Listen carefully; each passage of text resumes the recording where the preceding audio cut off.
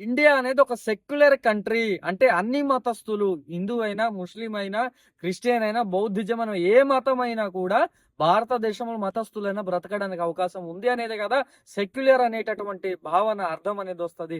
కరుణాకర్ సుగుణ గారు ఈరోజు ప్రవీణ్ పగడాల గారి గురించి ఇంటర్వ్యూస్ ఇస్తున్నారు.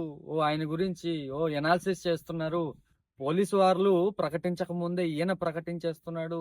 ఈయన దాన్ని ప్రమాదంగా చెప్పేస్తున్నాడు. అంటే ఇది ప్రమాదమా, హత్య అనేది మన ఉద్దేశం కాదు గానీ, పోలీసు వారు డిక్లేర్ చేయక మునిపే ఈయన డిక్లేర్ చేసేస్తున్నాడు. చాలా హడావిడి అనేది జరుగుతుంది. అంత మాత్రమే కాదు, చాలా మంది క్రిస్టియన్ పాస్టర్స్ అక్కడ కొంతమంది ఒకవైపు అయితే ఈయన ఒకవైపు పెట్టి అక్కడ ఇంటర్వ్యూస్ చేస్తున్నారు. అక్కడేమో సుప్రియ గారు ఒక మాట అంటే ఈయనేమో మత మార్పిడ, లింగ మార్పిడ అనేటటువంటి మాటలు వస్తున్నాయి. ఇవన్నీ బాగానే ఉంది. కాకపోతే ఇప్పుడు అదే హైందవ ధర్మంలో ఉన్నటువంటి అఘోరి ఆమె శ్రీవర్షినితో చేస్తున్నటువంటి పనిని ఎందుకోసమని ఆయన ప్రశ్నించట్లేదు. సరే, ప్రశ్నించలేదు, అది రైటే ఇంకా ఆయన ఉద్దేశంలో లేకుంటే ఆయన దృష్టిలో అనుకుందాం. మరి ఒకవేళ అది రైట్ అయినా రాంగ్ అయినా ఎందుకోసమని ఇంత జరుగుతున్నా కూడా స్పందించటం లేదు అంటే అది ఆయనకి తప్పుగా అనిపించట్లేదా? ఒకవేళ తప్పుగా అనిపించట్లేదు, ఓకే. కానీ జరుగుతున్నటువంటి పరిణామాలు అమ్మాయి తరపున ఉన్న వాళ్ళు తల్లిదండ్రులు ఎంత దిగులు చెందుతున్నారు, ఎంత బాధపడుతున్నారు, మరి ఆ బాధ కనిపించట్లేదా? మరి ఇప్పుడు శ్రీవర్షిని తీసుకున్నటువంటి నిర్ణయం అది మంచిదే కరుణాకర్ గారి యొక్క ఉద్దేశం, అభిప్రాయం. కాబట్టి ఇంత జరుగుతున్నా ఓకే. ఆయన అంటారు కదా, హిందూ దేశంగా భారతదేశాన్ని ప్రకటించారు అన్నారు. ఎప్పుడు పాకిస్తాన్ విడిపోతూ ఉన్నప్పుడు ఎవరు ప్రకటించారు? హిందూ దేశంగా ఎవరు ప్రకటించారు? మరి రాజ్యాంగం నిర్మించడానికి అక్కడ అప్పుడున్నటువంటి పెద్దలు నిర్ణయం చేసుకొని కాన్స్టిట్యూషన్ ని నిర్మించడం జరిగింది. ఇప్పుడు ఆ కాన్స్టిట్యూషన్ లో ఏముంది?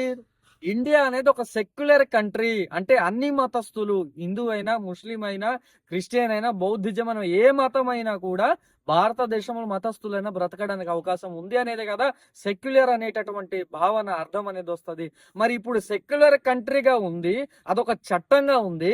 మరి ఇప్పుడు దానిని ఉల్లంఘన చేస్తున్నట్టుగా హిందూ హిందూ దేశంగా ప్రకటించారని మాట్లాడుతుంటే దాన్ని మనం ఎలా అర్థం చేసుకోవాలి?